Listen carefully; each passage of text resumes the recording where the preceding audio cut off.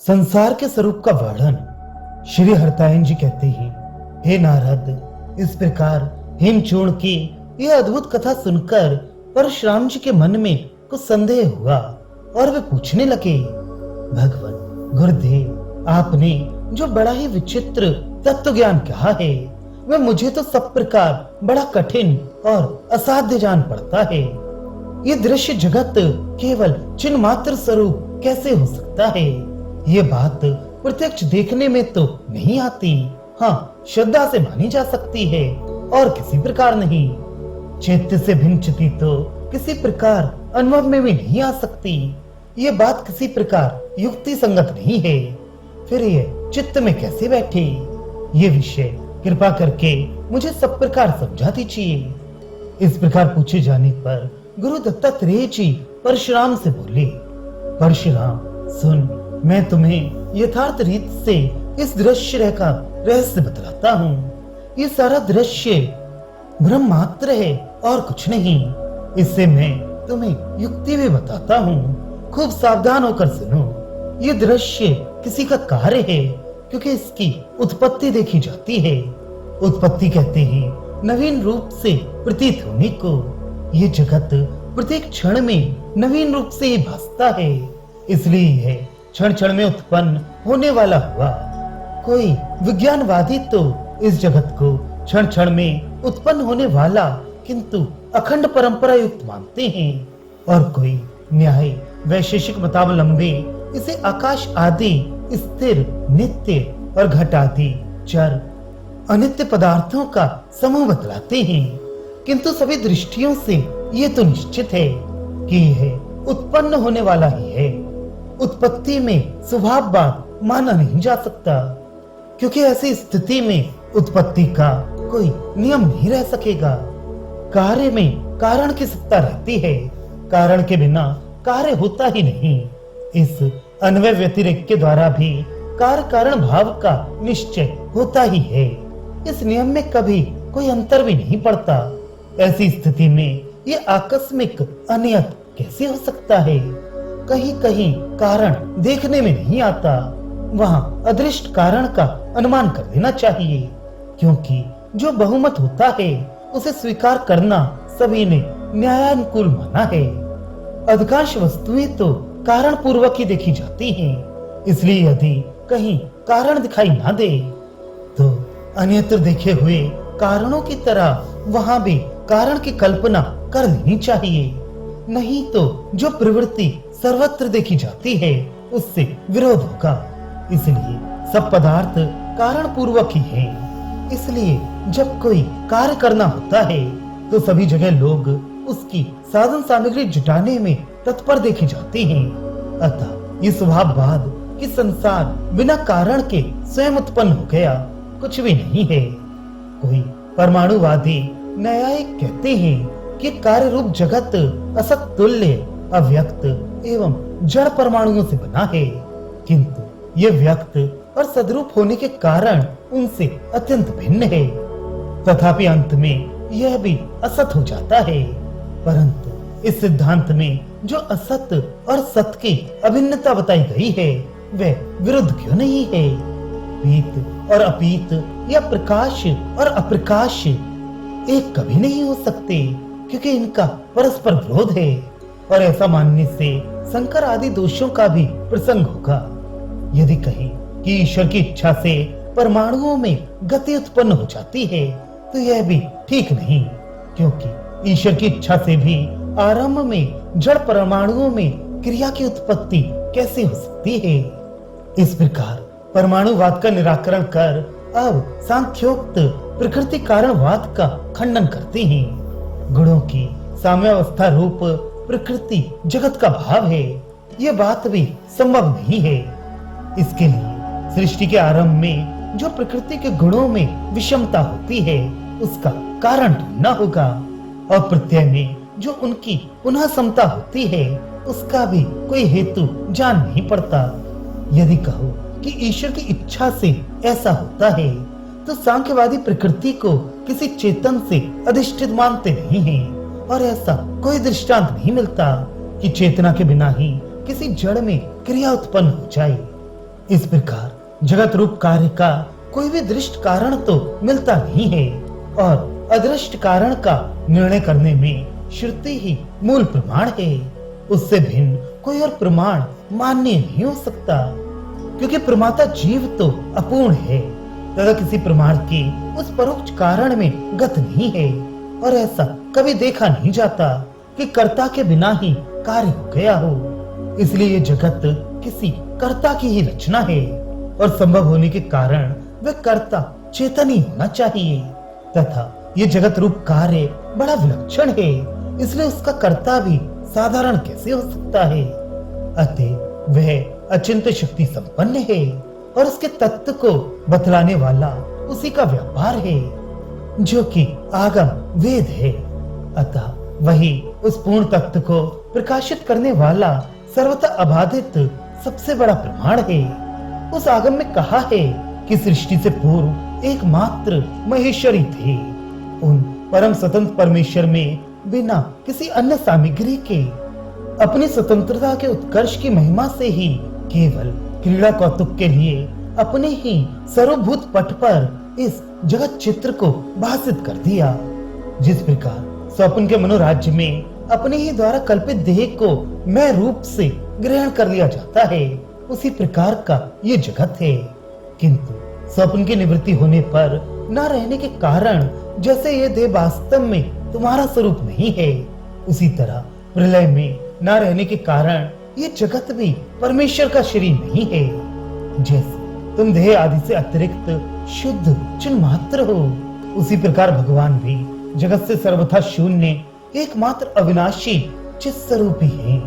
उन्होंने अपने ही पर यह जगत चित्र प्रकट कर लिया है, उनसे भिन्न और कोई कहीं है ही नहीं।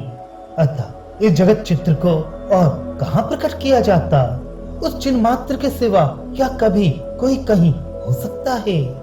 जहाँ चित्ती का अभाव बताया जाएगा वह देश तो सिद्धि नहीं हो सकता, क्योंकि बिना चेतन के उस अभाव की सिद्धि किससे होगी? इसलिए चित्ती ही परम तत्व है, उसका निषेध नहीं हो सकता। इस प्रकार संपूर्ण जगत को अपने में लीन कर लेने वाली वह महासत्ता ही पूर्ण रूप से प्रकाशमान है। जिस प्रकार समुद्र के बिना तरंग और सूर्य के बिना प्रवाह की सत्ता नहीं है, उसी प्रकार उस चिन्ह मात्र के बिना संसार नहीं है। अतः सृष्टि से पहले ये शुद्ध चैतन्य स्वरूप महेश्वरी थे। ये चराचर जगत उन्हीं से उत्पन्न हुआ है, उन्हीं में स्थित है और अंत में उन्हीं में लीन होता है।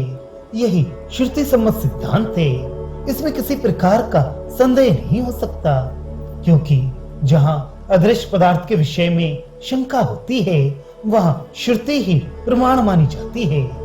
देखो, शास्त्र द्वारा प्रतिपादित होने के कारण ही सर्वत्र मणि और मंत्र आदि से प्राप्त होने वाली सिद्धियां देखी जाती हैं। इन मणि मंत्र आदि के महान प्रभाव को कोई अल्पबुद्धि जीव नहीं जान सकता। इसलिए सर्वज्ञ परमेश्वर के द्वारा कहा हुआ वेद ही सबसे बड़ा प्रमाण है। उसमें कहा है कि जगत की रचना से पूर्व एक परमात्मा ही था। उसने बिना किसी अन्य सामग्री के आरंभ में जगत की रचना की, क्योंकि वह महेश्वर पूर्ण शुद्ध और स्वतंत्र शक्ति से संपन्न है। उसने अपने ही चैतन्य स्वरूप भीत पर यह जगत रूप चित्र प्रकट किया। वह जगत उससे बाहर कहीं अन्यत्र नहीं हो सकता, क्योंकि परमात्मा पूर्ण है, उससे भिन्न और कोई स्थान है ही नहीं। यदि उसे अपूर्ण माने तब भी चेतन से भिन्न होने के कारण अन्य स्थान अचेतन अर्थात अप्रकाश रूप होगा। अतः उससे भिन्न स्थान में स्थित होने पर तो उस जगत की किसी प्रकार सिद्धि ही नहीं हो सकती। अतः जिस प्रकार दर्पण में प्रतिबिंब की प्रतीत होती है, उसी प्रकार भगवान में जगत का भास हुआ। इस प्रकार मानने से सब संगत लग जाती है। जगत के आदि कारण भी भगवान की ये जगत संबंधनी क्रिया योगी के समान है। उन परमात्म देव की ये जगत रचना संकल्प द्वारा रचे हुए नगर के समान है। परशुराम, तुम्हारी जो मना कल्पित सृष्टि होती है वह केवल मनोमात्र ही तो होती है, किंतु उसमें अनेकों प्रमाता अर्थात जीव और उनके प्रमेय अर्थात विषय आदि भी भासते ही हैं। इस प्रकार अनेकों भेदों से विभिन्न सी भासती हुई भी वह मन के सिवा और कुछ नहीं होती। वह मन से उत्पन्न होती है, उसी में स्थित रहती है और उसी में लीन भी हो जाती है। जैसे वह केवल मना स्वरूपा ही होती है, उसी प्रकार शिव से उत्पन्न हुआ यह जगत चेतन मात्र है, क्योंकि शिव एकमात्र चिति स्वरूप ही है और उस चित्त का कोई शरीर नहीं है। एकमात्र अनंत शक्ति ही जिसका स्वरूप है वह सर्व साक्षिणी त्रिपुरा ही चित्ति है और वह परिच्छेद से शून्य तथा सब और परिपूर्ण है। इस लोक में काल और देश ही परिच्छेद करने वाले माने गए हैं। इनमें देश आकारमय है और काल क्रियामय। फिर ये आकार और क्रिया जिस शुद्ध चित्त के आश्रित हैं, बताओ उसी का ये परिच्छेद करने वाले कैसे हो सकते हैं? बताओ यह ऐसा कौन सा देश या काल है जिसमें चित्त नहीं है? जहाँ चित्त नहीं होगी वहाँ देश या काल भी कैसे रहेगा? अतः सत्ता रूप से चित्त ही सब कुछ है। पदार्थों की सत्ता तो उनका प्रकाशित होना ही है और कुछ नहीं। और प्रकाश चित्त को ही कहा जाता है, क्योंकि अचित जड़ वर्ग प्रकाश रूप नहीं हो सकता। प्रकाश भी वही मुख्य है जो किसी अन्य की सहायता के बिना स्वयं ही प्रकाशित हो। अग्नि, सूर्य आदि जड़ पदार्थ स्वयं प्रकाशित होने वाले नहीं हैं, क्योंकि वे चेतन के द्वारा ही प्रकाशित होते हैं। केवल चित्त ही किसी अन्य की अपेक्षा के बिना स्वयं प्रकाशित होती है। जड़ पदार्थ तो चित्त के अधीन ही प्रकाशित होते हैं, अन्य किसी प्रकार नहीं। यदि कहो कि प्रकाशित ना होने पर भी जड़ वस्तुओं की सत्ता तो रह ही सकती है, तो सुनो, ऐसी अवस्थाएं लोक में है और नहीं है इसकी कोई व्यवस्था नहीं हो सकेगी। अतः लोक में वस्तु की सत्ता का अर्थ है चैतन्य का उस रूप में प्रकाश और कुछ नहीं। जिस प्रकार प्रतिबिंबों की सत्ता दर्पण ही है, उसी प्रकार चित्त ही जगत की सत्ता है। अतः सब कुछ चित्त ही है। वह जो घटपट आदि विशिष्ट रूपों में भासती है, ये उसकी निर्मलता की महिमा है।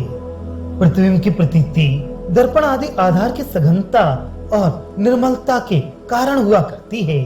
इनकी न्यूनाधिकता के अनुसार प्रतिबिंब भी अस्पष्ट या स्पष्ट होता है। यह अंतर दर्पण और जल में साफ साफ देखा जा सकता है।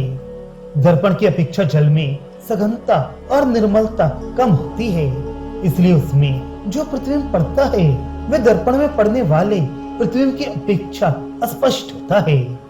यदि कहो कि दर्पण आदि में तो बिंब के अनुसार प्रतिबिंब पड़ता है, चित्ती में बिना बिंब के ही जगत रूप प्रतिबिंब कैसे प्रतीत होने लगता है, तो उसका उत्तर देते हैं दर्पण आदि तो जड़ हैं और उनमें स्वतंत्रता भी नहीं है, इसलिए उन्हें बिंब की अपेक्षा होती है। किंतु चित्त स्वच्छ है और स्वतंत्र है, इसलिए उसे उसकी अपेक्षा नहीं है। चित्त में मलिनता है ही नहीं, इसलिए उसकी स्वच्छता किसी की हुई नहीं, स्वतः सिद्ध है। अनेक रसता अर्थात अनेक पदार्थों का मेल ही मलिनता है। चित्त एक रूप और सर्वथा अखंड है, इसलिए उसके साथ किसी का मेल नहीं है।